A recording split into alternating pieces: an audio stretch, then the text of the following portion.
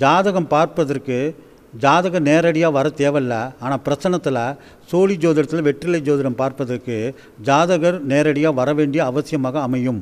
ஜாதகத்தில் சகுன நிமித்தம் கிடையாது. ஆனால் பிரசனத்தில் சகுன நிமித்தம் பார்த்து தான் பலன் சொல்லுவார்கள்.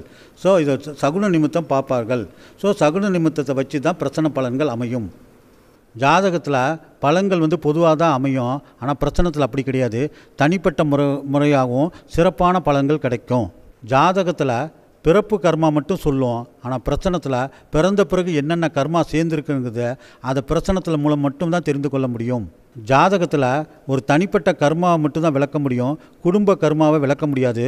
பிரசனத்தில் அப்படி கிடையாது. குடும்ப கர்மா தெரிஞ்சிச்சுன்னா அந்த குடும்பத்தில் உள்ள அத்தனை கர்மாவை நீக்குவதற்கான வழிவகைகள் பிரசனத்தில் சொல்லும். இதுவரை எஸ்டி நேயர்களுக்கு ஜாதகத்துக்கு 108 சோழி ஜோதிடத்துக்கு என்ன வித்தியாசம் என்று சொன்னேன். இந்த ஜோதிடத்தை பற்றி மேலும் தெரிந்து கொள்வதற்கு என்னுடைய வாட்ஸ்அப் நம்பருக்கு செல்ஃபோன் நம்பருக்கு தொடர்பு கொண்டால் நான் பல விஷயங்களை நான் தெரியப்படுத்துவேன். என்னுடைய மாத ஜோதிட அலுவலகம் திருச்சி வயலூரில் முருகன் கோயில் அருகில் உள்ளது. அங்கே நேரடியாக என்னை தொடர்பு கொண்டு நீங்கள் 108 சோழி ஜோதிடம் பார்க்கலாம், வெற்றிலை ஜோதிடம். இந்த யூடியூப் சேனலை சப்ஸ்கிரைப் பண்ணாதவர்கள் தயவு செய்து சப்ஸ்கிரைப் செய்யவும்.